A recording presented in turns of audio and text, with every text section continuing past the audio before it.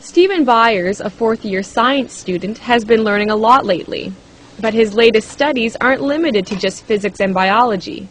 Byers is learning about Islam, a religion he's recently embraced. Like a brief illustrated guide to understanding Islam. About 5 years ago, Byers couldn't have pinpointed what belief system he followed. He was raised a Christian, but Byers remembers feeling let down by his faith when bad things happened in his life. I would always question, like, why would God do that to me, or my family, or my friends, it just didn't make sense to me. And then I got pretty angry. That was, like, the only time in my life where I was really angry about a lot of stuff. Now Byers is feeling more settled. This past spring, he was encouraged by some friends to learn more about Islam. What he found was a belief system that, he says, was a perfect match for his logical mind. So in the summer, Byers spoke the Shahada, the testimony of faith that states Allah is the only God and Muhammad the last prophet of Islam. Once you say that line and you mean it in your heart and you're honest with yourself, you are a Muslim. It says, say there is no God but God.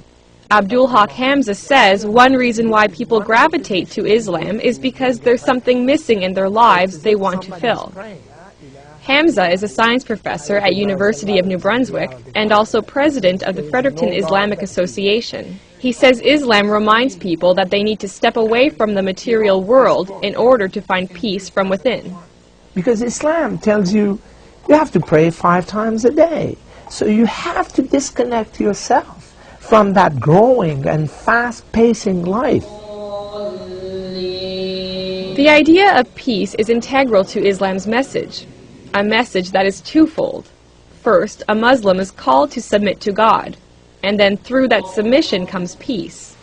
Hamza says the only way to achieve peace outside is to achieve peace inside, through the will of God. It's like a glowing piece of coal. If you look at it when it's not lit, then it's just dark. When it's lit, then the darkness disappears. It's just a source of light. The other major duties that are required in Islam can strengthen a Muslim's commitment to God and to peace. They include praying 5 times a day and reading Allah's Book of Revelations, the Quran, fasting in daylight hours during the lunar month of Ramadan, giving to charity, and, if you have the money, taking a pilgrimage to the holy city Mecca at least once in your life.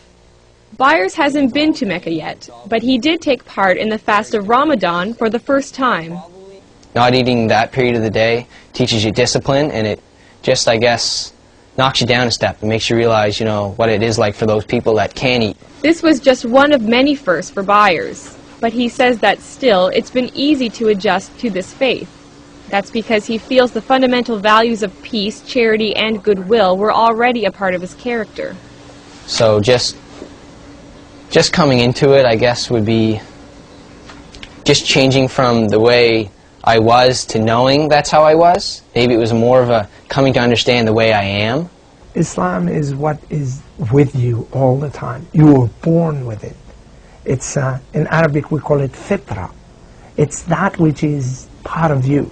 They started walking the walk of Islam when they were ready for it. Byers says it's important for people to learn a bit about Islam, even if it's nothing more than to clear away misconceptions that peg Islam as a religion of terror. Byers says if people incorporate the goals and aims of Islam into their lives, like him, they might find some peace they didn't even know they were searching for. Sarah Trainer, CBC News, Fredericton.